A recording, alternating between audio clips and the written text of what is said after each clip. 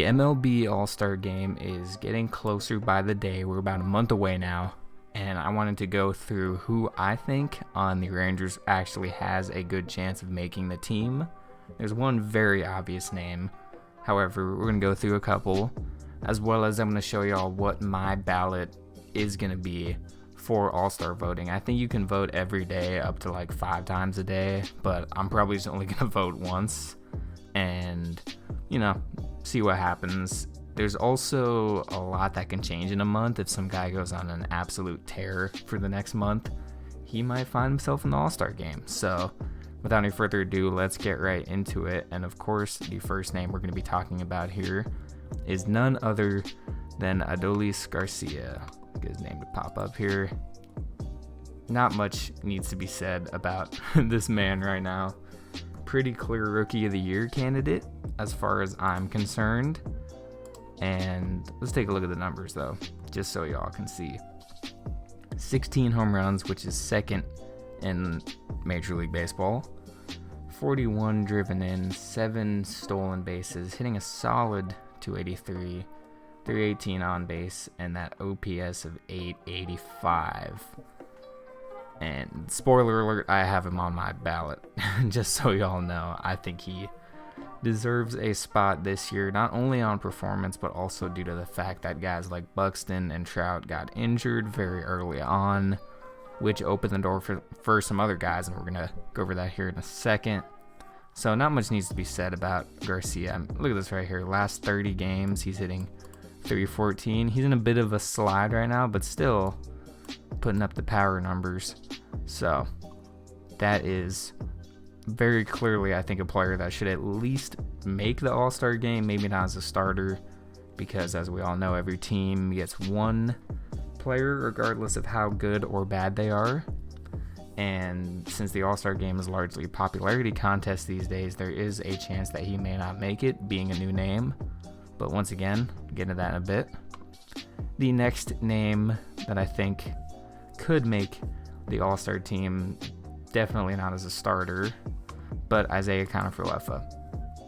He has had himself a pretty solid season at shortstop, first season at shortstop in any level as far as I know.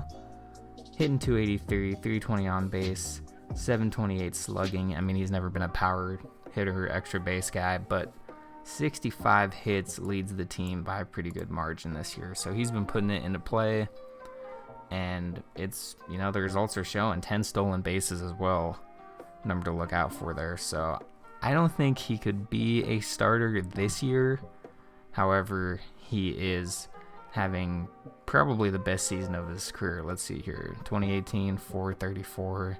Oh yeah, he's easily going to have his best season this year. And of course, he is now the starting shortstop after Elvis Andrus was traded to Oakland. We all know about Isaiah Kiner-Falefa, though. He is a beast as well. We'll look at Nate Lowe's numbers. I don't think he can be a starter now. He had that, obviously, the insane start in the first week of the season, the 14 RBI week. He's put up 16 RBI since. Got 8 home runs. Pretty standard numbers. Best season of his career by a long shot, if you look right here. 7 home runs in 19 was his best season, and he had 14 in just 1 week. So OPS wise though, not his best season yet, but everything will start to come back up. He had some power slugging seasons, comparatively at least. So, I'm sure the average and everything will come back up. A lot less games though in 2020, of course. And he's already surpassed how many games he played in 2019. So there's that.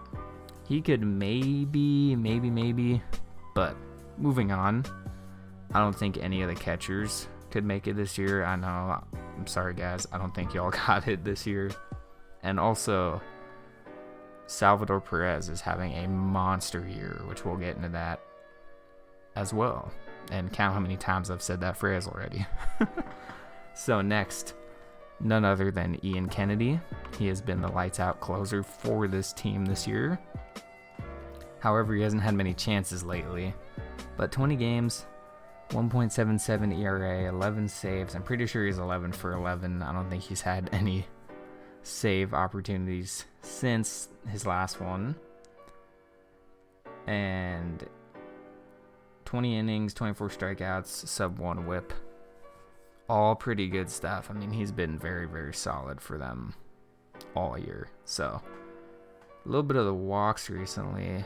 I'm not sure. I think that's actually in all of those games, so never mind. But very good stuff from Kennedy at 36 years old. And we'll take a look at a few more here. Kyle Gibson has been the ace of this team. 3-0 with a 2.24, 10 games started, 60 innings, just above a 1 whip, 48 punch-outs. All very good stuff. I mean, just take a look at this. Last 15 games, 2.24. Last 7 games, 1.72. He's only been getting better throughout the season. So, very good stuff for Gibson. The day I'm making this video, actually, he is starting tonight. The day that I'm making this. So, hopefully, those numbers stand true.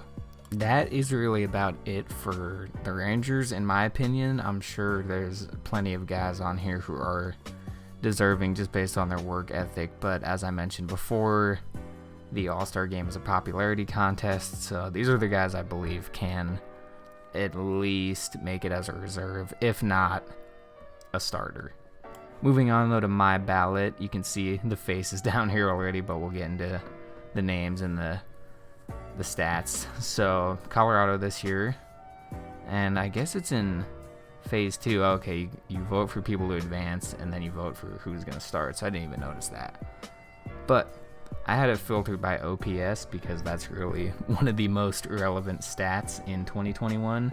You know, average is always going to be valued because if a guy's hitting sub 200, it's going to be hard to make up for that. I mean, that's like Adam Dunn type stuff, early Joey Gallo type stuff, to hitting 40 home runs and batting 200. So that's a different situation. But home runs and RBI, home runs are good ish, depends on your opinion on that, but RBI is a team stat, so I try not to always look at that, which is why I have it filtered by OPS. So these are my picks. I'm not too familiar with the National League, at least compared to the American League, so I went a lot off the stats, but I know most of these names, so let's get right into it.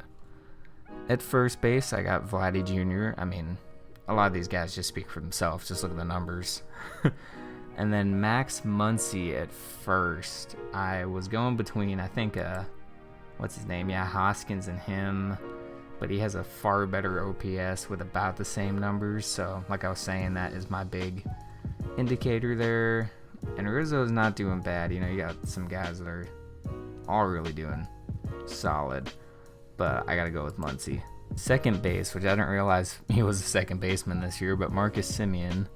Very nice season for the Blue Jays, and this made me realize how well the Blue Jays are doing too, at least their lineup. I don't know what their record is or anything, but you can see a couple of Blue Jays here. Then for the National League, I got Ryan McMahon. I'm not sure if I said that right, but that is him for the Rockies, doing pretty well. I didn't see too many other choices for the National League. Of course, Ozzie Albies been there a few years now. And Gene Segura, he's got the batting average and a pretty solid OPS, but in this case, I do factor in the home runs and the RBI. So, Coors Field, whatever you want to say there. But they're going to get some home guys starting for sure, despite the fact that they're just about as bad as the Rangers, even though we did get swept by them. So, I'll move on. Devers and Bryant for third base. Third base, there were a couple solid options. Austin Riley is one. Nolan Arenado, Longo having a solid season. Turner, I mean, there's a lot of choices here. Machado as well. But I am going with Chris Bryant. He's been on a tear lately. That's what I was saying. Those guys that go on a streak are likely to get into the All-Star game. Then shortstop, I mean, do you even have to think about it? Fernando Tatis Jr., he's missed 20 games and he's still putting up these kind of numbers, so. And then the Zandy man for Boston, Xander Bogaerts, phenomenal season as well. He's always been very solid, so. This was the part I wanted to talk about, though. Catchers, a couple of the old guys having some all-star worthy seasons. I mean, Buster Posey's OPS is almost 1,000, and he's getting up there in age. I think 33 maybe. I don't know off the top of my head, but they've been around quite some time, and for a catcher, those are phenomenal numbers. No one else was even close to them. Then the outfield. This might be a little controversial, but I didn't pick Trout or Buxton because they've been injured. They started off both on MVP pace, but based on everything I've seen, Judge is good. Gotta have Garcia in there. And then Randall Grichuk with a surprise, very good season. Then in the National League, Nick Castellanos batting .364 and Jesse Winker batting .348. Are you kidding me? Like, how do you not put him in with these numbers? And joining them would be Ronald Acuna Jr., who is doing his thing like usual, just being a beast. Last but certainly not least, the pitcher, Shohei Ohtani, I voted for designated hitter. There were a couple guys pretty close. Meadows has some power numbers, JD Martinez, etc. But, I mean, Ohtani's a pitcher, dude, and he's doing this kind of stuff. So, that is really it for this video, though, guys. I just wanted to go through who I think on the Rangers can make it and who I'm voting for. Let me know if you guys have voted yet, what your ballot looks like. I'll have the link below to vote for this. If you'd like, vote for the Rangers, vote for whoever you want. I don't judge. And with all that being said, I will talk to y'all later.